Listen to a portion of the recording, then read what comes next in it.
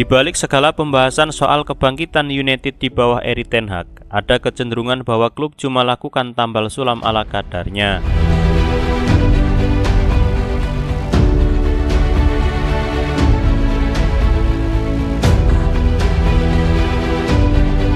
Saat itu baru saja memasuki tengah hari batas waktu transfer di tempat latihan Manchester United. Namun keadaan sudah menjadi sibuk. Attila Bayidir baru saja menyelesaikan transfernya dari Fenerbahce untuk menjadi pelapis Andre Onana. Erik ten Hag kemudian mengadakan konferensi persnya, di mana dia mengkonfirmasi bahwa Sergio Reguilon tidak hanya menyelesaikan peminjamannya, tetapi juga sudah berlatih bersama tim dan akan berada di skuad untuk menghadapi Arsenal pada hari Minggu. Hanya beberapa menit setelah ten Hag selesai berbicara kepada media, para jurnalis digiring keluar dari ruang pers dan didorong untuk meninggalkan tempat latihan guna menyelesaikan tulisan mereka di tempat lain. Ada urusan yang lebih mendesak, seperti perkenalan resmi Reguilon dan pemotretan, yang berlangsung di ruangan yang mereka kosongkan. Lalu ada masalah kecil dalam upaya pengejaran Sofyan Amrabat. Berbeda dengan Reguilon, ten Hag menolak memberikan komentar apapun tentang gelandang Maroko tersebut. Tapi, tepat setelah dia selesai berbicara, tersiar kabar bahwa United telah menyetujui kesepakatan pinjaman dengan Fiorentina. Sore harinya, Jonny Evans menandatangani kontrak 1 tahun, 8 tahun setelah dia meninggalkan klub untuk bergabung dengan West Brom. Hari itu adalah deadline day yang sibuk menyaingi bandara internasional besar. Kedatangan memang sibuk, tapi tidak untuk keberangkatan. Kurang dari 12 jam sebelum jendela transfer ditutup, masa depan Scott McTominay belum 100% jelas. Meski ia selalu diperkirakan akan bertahan. Klub sedang mencari peminat Donny van de Beek dan Eric Bailly. Juga mereka masih berusaha menyelesaikan masalah yang tidak menyenangkan tentang apa yang harus dilakukan terhadap Mason Greenwood, yang menuntaskan peminjamannya yang mengejutkan ke Getafe beberapa menit sebelum batas waktu. Meski berhasil merekrut 3 pemain di awal jendela transfer, kekacauan yang terjadi pada tenggat waktu menunjukkan bahwa tidak banyak yang berubah di United. Ini adalah 1 tahun setelah hari bisnis yang sibuk di mana klub membayar terlalu banyak untuk Anthony, dan 1 dekade sejak mereka membayar lebih untuk mendapatkan Marouane Fellaini, satu-satunya perekrutan David Moyes di musim panas.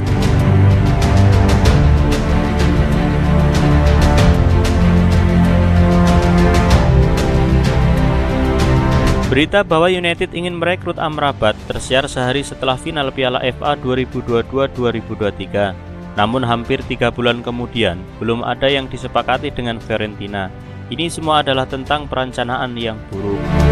Kebutuhan untuk mendatangkan gelandang lain ke skuad ten Hag, meski sudah menghabiskan 165 juta, terbebani oleh awal musim United yang buruk, dengan Wolves, Tottenham dan kemudian Nottingham Forest diberi terlalu banyak kebebasan di lini tengah, sebagaimana Casemiro tampak seperti usia yang 31 tahun.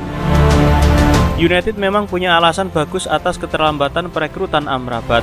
Aturan profitabilitas dan keberlanjutan Liga Primer yang sebelumnya dikenal sebagai financial fair play mewajibkan United untuk memiliki lebih banyak pendapatan dari penjualan sebelum mereka dapat membelanjakan lebih banyak lagi. Setelah memaksimalkan anggaran mereka untuk Onana, Mason Mount dan Rasmus Højlund. Karena hanya menjual Fred, Alex Telles dan Anthony Elanga selama musim panas, mereka harus menunggu hingga menyelesaikan penjualan Dean Henderson ke Crystal Palace pada hari Kamis seharga 20 juta sebelum mereka akhirnya dapat mengajukan penawaran resmi.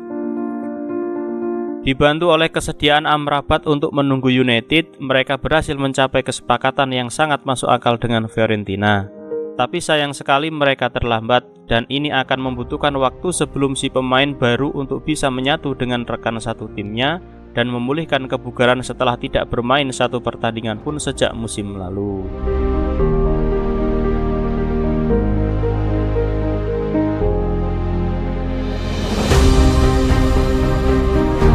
Kepergian Henderson memaksa United untuk merekrut kiper lain, dan United mendapatkan Bayidir dengan harga 4,3 juta. Sekilas terlihat sebagai bisnis yang bagus, memberi klub keuntungan lebih dari 15 juta setelah menjual Henderson. Namun ada sedikit kekhawatiran terhadap pemain berusia 25 tahun itu. Penggemar Fenerbahce tampak senang melihat dia comeback, mengingat masalah cederanya yang sudah berlangsung lama. Bayidir harus menjalani operasi bahu pada 2021 dan pada April ia menjalani operasi hernia kambuhan, masalah yang juga mengganggunya 3 tahun sebelumnya. Cedera tersebut menyebabkan hilangnya performa dan Bayidir dicoret dari jabatan kapten serta posisinya sebagai pemain nomor 1 Fenerbahce.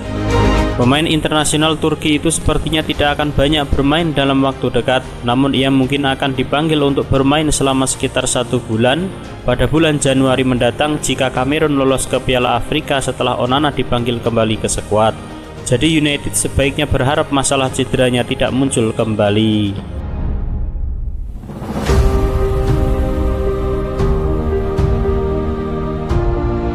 United telah menangani 3 area utama yang perlu ditingkatkan pada Juli, namun mereka tidak berpikir akan membutuhkan tambahan di bek kiri. Namun, cedera yang dialami Lukoso dan Drell Malaysia mengubah segalanya.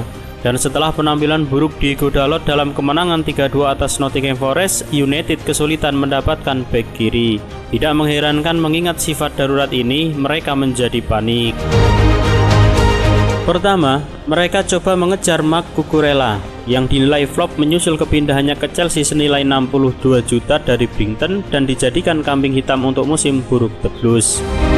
Namun langkah tersebut dibatalkan karena Chelsea memainkan Cucurella dalam kemenangan Piala Liga atas AFC Wimbledon, yang berarti United tidak dapat membatalkan pinjamannya pada Januari ketika So dan Malaysia kembali bugar sepenuhnya. Jadi mereka memilih Reguilon yang merupakan pemain yang sangat menjanjikan ketika ia masuk ke tim Real Madrid pada 2018 dan membuat awal yang mengesankan bersama Tottenham. Jadi bintang kemenangan 6-1 atas United di Old Trafford. Kelemahan pertahanannya terungkap di musim keduanya dan dia dicoret oleh Antonio Conte. Sementara itu, masa pinjamannya di Atletico Madrid musim lalu adalah bencana yang tidak tanggung-tanggung. Dia tiba dalam keadaan cedera dan para penggemar sudah tidak menyukainya karena masa lalunya di Real Madrid.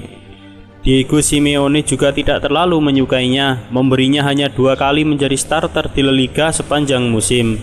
Meskipun meminjamkan Reguilon adalah langkah berisiko rendah bagi United, fakta bahwa Tottenham bersedia membiarkan pemain Spanyol itu pergi tanpa biaya pinjaman menunjukkan seberapa besar penurunan harganya di sana.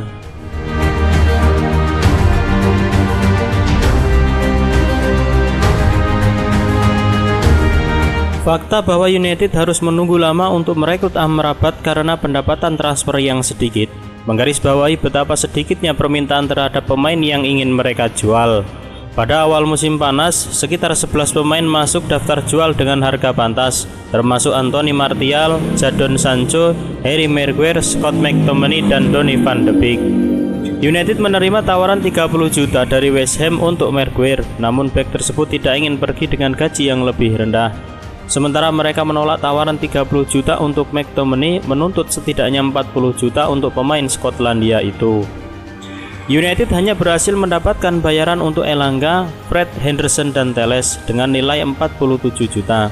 Angka tersebut mungkin jauh lebih besar dibandingkan tahun-tahun sebelumnya, 19 juta pada 2002, 26 juta pada 2021, dan 16 juta pada 2020. Namun jumlah tersebut tidak seberapa jika dibandingkan dengan rival mereka. Chelsea telah menghasilkan 225 juta dalam penjualan, sementara tetangganya Manchester City memperoleh 150 juta. Hanya dengan pemain akademi saja, City menghasilkan 85 juta.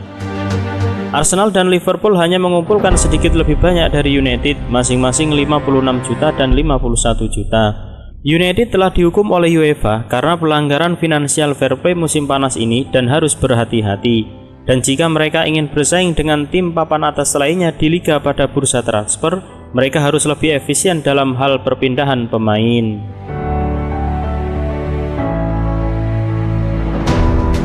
Ten Hag mengaku senang dengan skuad yang dia miliki setelah jendela transfer dan yakin timnya dapat bersaing dengan tim-tim papan atas di Liga Primer.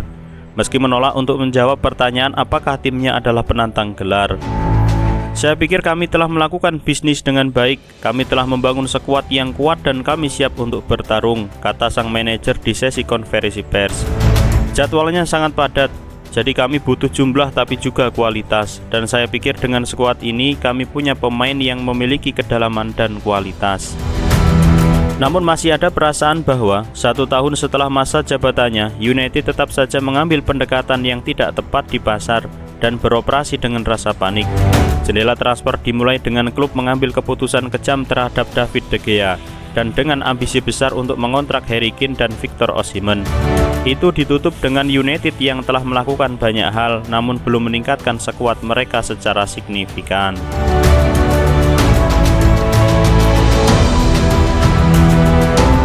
United membayar 73 juta untuk striker yang relatif tidak dikenal dan belum terbukti dalam diri Holund, yang tiba dengan cedera punggung tetapi akhirnya mengukir debutnya melawan Arsenal pada hari Minggu. Mereka setuju untuk membayar 60 juta untuk Mount yang sudah melewati masa puncaknya bersama Chelsea dan tidak beradaptasi dengan baik selama pramusim atau dalam 2 pertandingan pertamanya karena mengalami cedera otot saat melawan Tottenham. Mereka membayar 47 juta untuk Onana yang dikontrak untuk membantu United bermain sesuai keinginan Ten Hag. Namun dalam beberapa kesempatan tampak seperti bencana yang menunggu untuk terjadi. Dan mereka terpaksa memilih antara flop Chelsea atau Tottenham untuk mengisi posisi bek kiri. Musim lalu, United baru benar-benar nyetel pada Oktober ketika metode dan ide Ten Hag terbentuk dan mereka menjalani salah satu musim terbaik di era pasca Sir Alex Ferguson. Ada harapan hal yang sama akan terjadi musim ini dan Holland dapat memberikan kekuatan serangan yang menjanjikan, serta Amrabat dapat membuat lini tengah tidak terlalu bergantung pada Casemiro. Meski Ten Hag memimpin kebangkitan United, pihak klub masih merasa perlu melakukan improvisasi.